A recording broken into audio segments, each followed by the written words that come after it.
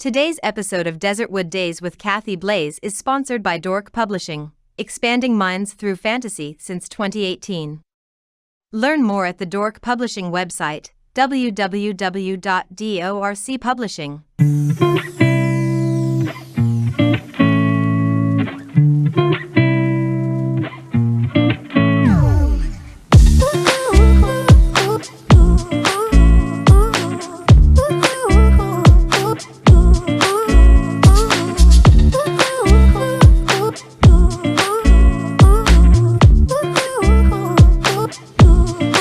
Back to Desertwood Days, and man, do we have a special guest for you today.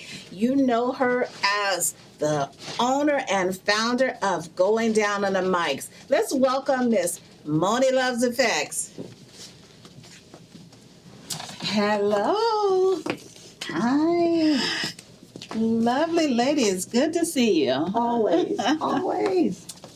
Yeah. Thank you for having me. Thank you for joining us. I love it. Love it, love it, love it. And it's Going Down on the Mic. Yes. Yes, we're here to talk about that.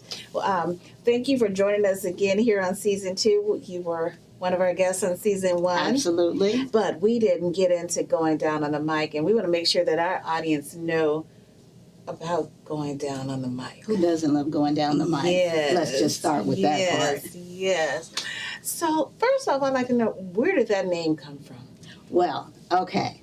So my husband's a DJ, and he explained the terminology to me, and I won't go too deep into that, what the actual terminology means. However, Toy and I started the company off ourselves initially, and we were looking, I love a good double entendre. Mm-hmm. And when we were starting the show, and I thought, going down on the mic, because we like to talk a lot of crap and have a good time and indulge, and the world is full of so much heavy stuff. Right. And we wanted a place where we could just make people feel good and basically talk and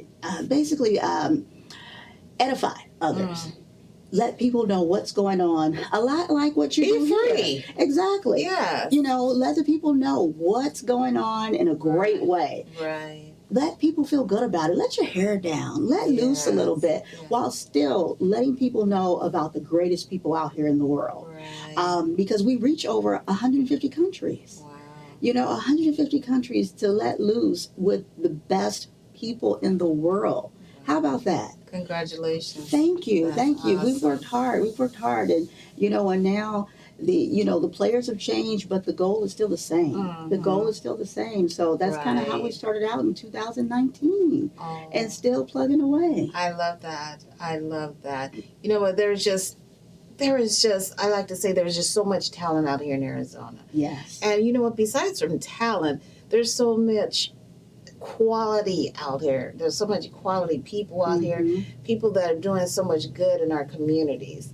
And you know what? There's some good people out here. And one thing I listened to your shows, and you know what? It gives people a time to be transparent. Yes. And for you, most times we go out to events or places, you're in that mode that you're poised, and I'm going to say that celebrity mode or whatever you I'll say the real word. You're stiff. Yes. I'll say it. Yes.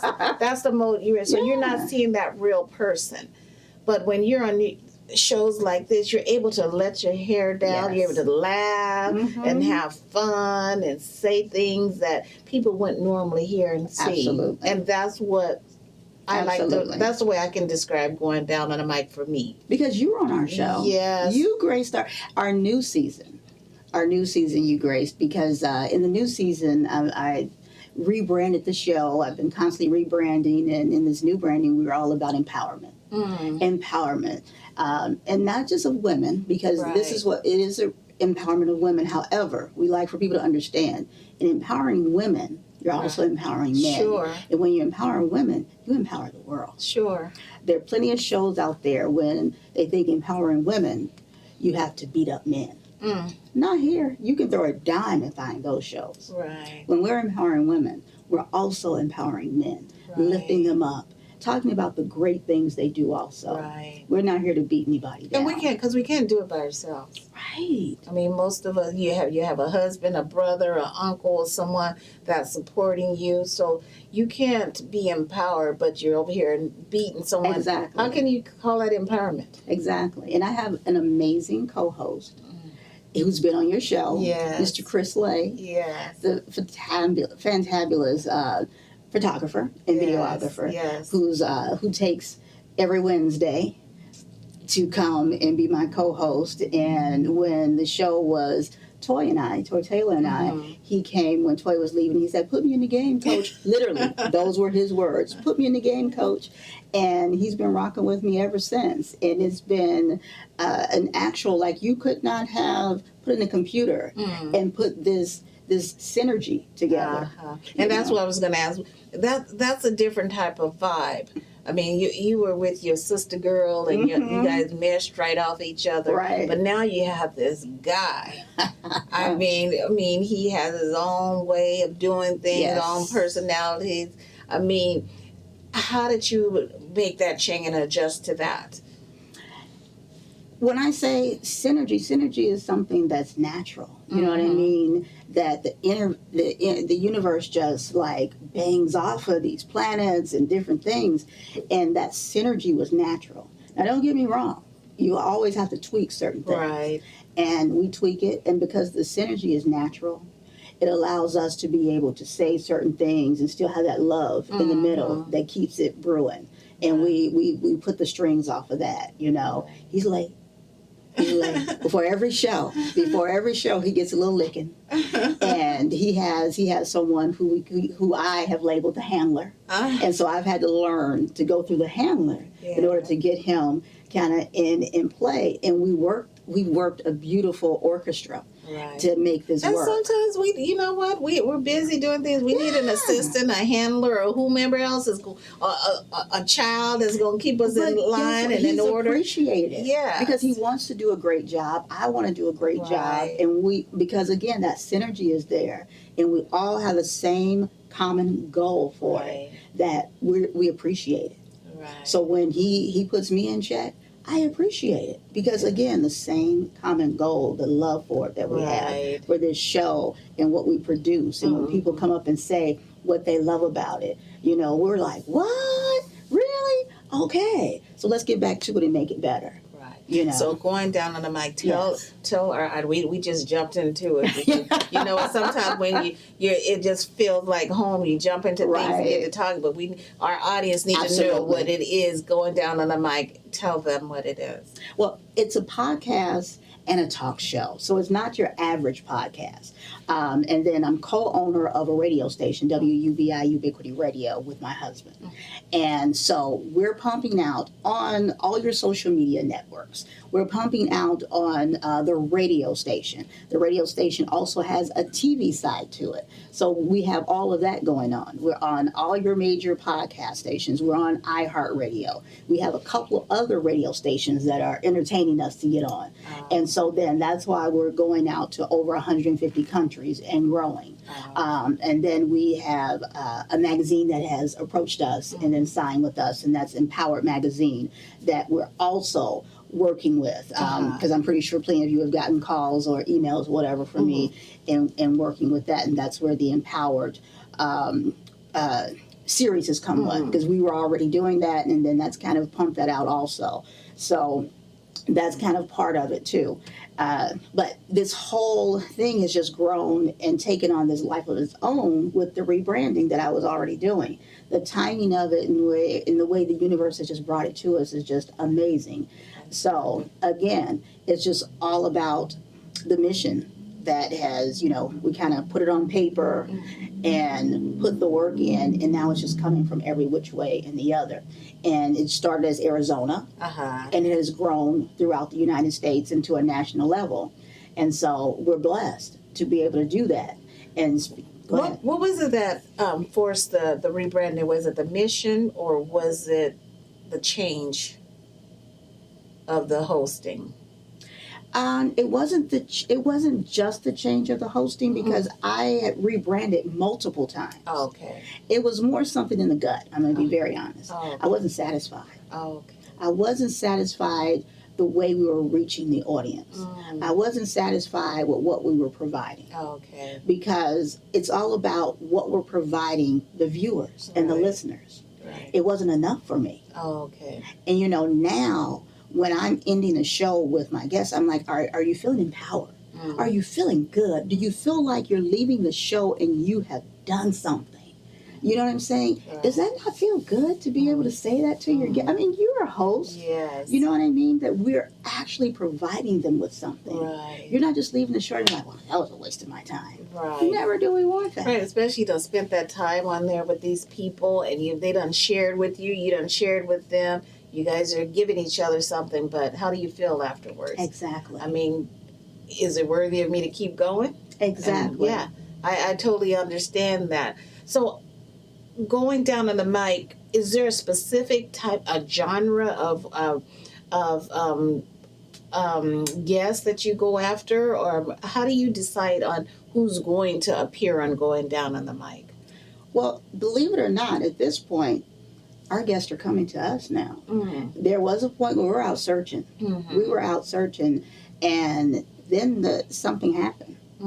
And people were looking us up and finding that, hey, I saw, and actually you were the first guest that they were like, hey, I saw Kathy on your show, and we want to come on. And from that point, the quality of our guests and the type of guests that I was booking then said, hey, this is a type of show. This is the type of show. And it was because of my intentional guests that I was putting on there, and that was the thought process, but then it started to work. Okay. I wanted it to work, but then it actually started to work, because again. Well, I'm glad I could have done, I was of some help to going down on the mic. Of course you were. Of course you were. Yes.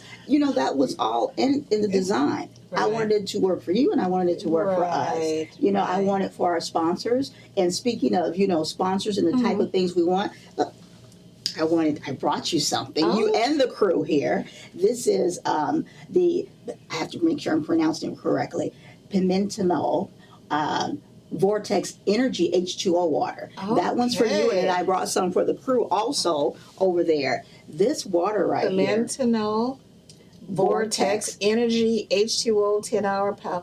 You know what? I need some of this after my long trip to LA. Yes. And then being around all the electrical equipment that everybody is around nowadays. We're carrying our phones, we're using computers, and just all this stuff every day.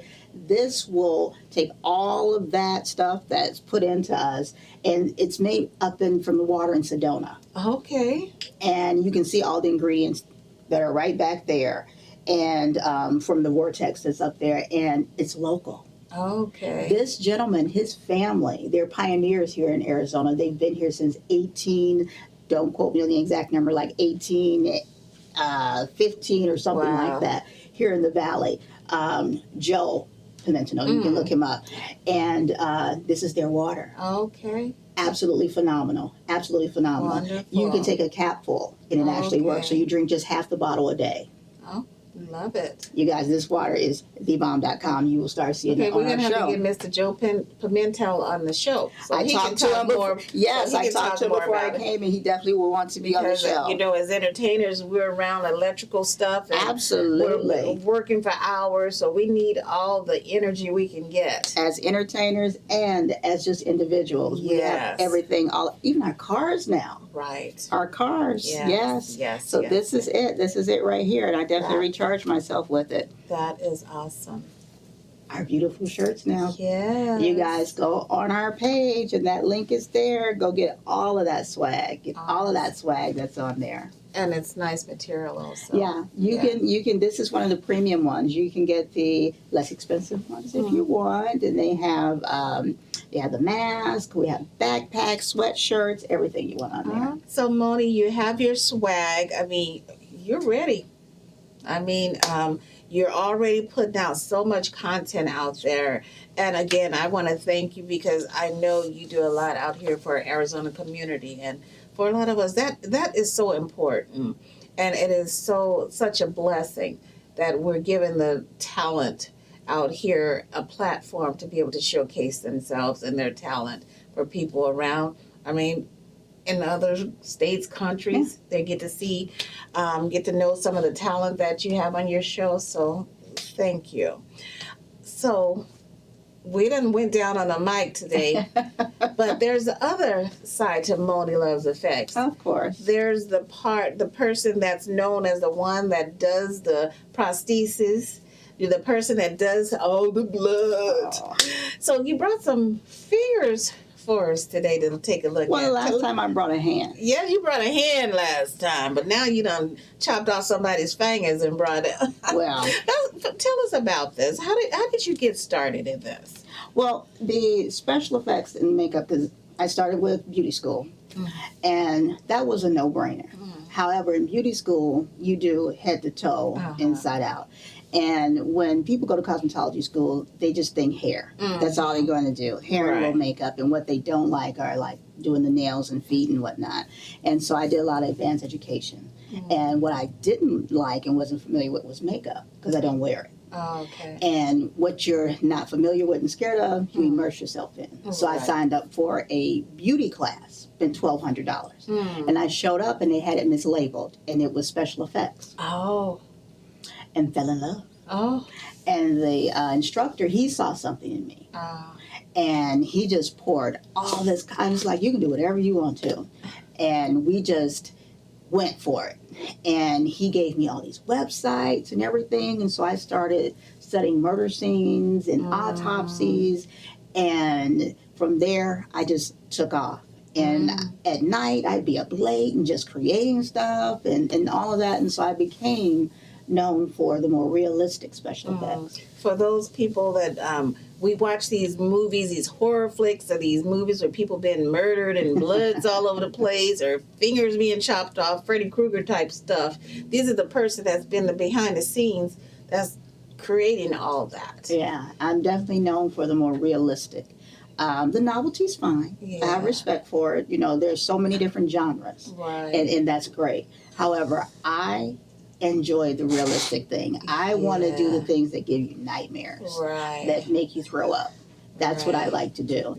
And I had the pleasure of working with Miss Kathy in a horror film finally, and getting her nice and bloody. Oh, very much. That was enjoyable. Yeah. And so, no, this is from a film actually that I work with Buzz in, and did some prosthetics. The same film from the hand. And so just practicing, and these are actually my fingers. As you can see, my little small fingers. And just practicing on, that's all. And that was actually the first film that I did. I mean, everything looks so real. Look at the knuckles. Yeah, those are my fingers right there. Yeah, my little fingers. That's amazing. Yeah. Not very difficult once you get a hand of it, and you just, put your fingers in there. But the thing is, we don't really visualize or think about that stuff when we're watching a movie. No. Or put a face behind that person that's actually creating stuff like that. I mean, because we think of the actor. I mean, that's the person that get all the accolades, is the actor. But there's someone that creates all of that, and that's you. You're a person like you. Let's be honest. You close your eyes most of the time. You close your eyes, you wince, and you scream. Yeah. And that's what we get the award for, making you do that. That's what happens, and that's where we get our joy when we sit in film festivals and we hear you go, oh man, those things like that gives us joy. But it is such a technique to it. I was in a film, a Harmless Plug, 42 Seconds. Yes. And Moni did the blood on that, and just the her having to put the blood on my face, on my clothes, and make sure that, I mean, it's in order. It had to be in the right places. And that was just amazing watching you do that. I mean, there was a guy that was on set. I mean, I think Mr. Cordero, we had him on the show. There was he had like a gash in his arm that you had to create a gash in his arm. I mean, when I saw him and his shirt was torn, I'm like, what the heck? What happened to Robert? So, I mean, just being on set and the realistic, us being there, seeing how realistic everything looked, the blood and, I mean, everything. I mean, that's an amazing job. Well, there are plenty of people who do it. Yeah. And I'll be very honest, there's nothing that rips my heart apart more than when I hear a director say, just throw blood on it. Or a special effects artist say, oh, I'll just throw blood on it. No, there's a science behind it. And there are questions that need to be asked, you know, and I do it a certain way. Yeah, because you didn't just throw blood on me. No. I mean, and you ask questions like, I mean, am I allergic to things or allergic to certain things? Or, I mean, that's something you need to know. So you didn't just throw blood on me. You had this technique you needed to know. There's trajectory, and you know, and there's, you know, what angle this is coming from and where you're going to be. And, you know, there are all these things to make it look realistic. Right. You know, and I didn't just do it from over here. There's certain angles. There are all these things that go into it to make it look real. You know, that's what I want to do. I want it to be realistic. So with all this, is there anything that Moni Luvs effect with the FX is, or with the going down on the mic, is there something that that's next on your view that to do, your to-do list? I want to go international with my special effects. Oh, okay. I definitely want to go international. I want to do, my awards have gone international. That for sure. The films and all of that, I've gotten that, but I want to actually get on a plane and go do some international films. Wonderful. That I definitely want to do. Is there a piece, a prosthetic or a piece you haven't created that you want to create? I want to do some full, like, prosthetics. I do. I think you've had Robert on the show. Robert I'm in awe of him. I love him. I know, he's a sweetheart. He is. I love him. I absolutely love him. I've recommended him for some gigs and everything. Yeah. I love his work. I think he is absolutely phenomenal. Such a nice guy. Yes, he is. Yes. And I think, let me just say, I think there needs to be more cohesiveness in this arena. Like, I am a great artist, and I have no problem saying that man is a phenomenal artist. Yes. Yeah. I agree, too. Where can our audience find you? Everywhere. You can always find me with Going Down on the Mic. You can, my phone number 623-688-1181, and everything is Going Down on the Mic and Moni Luvs Effects. All the social media, absolutely just the same.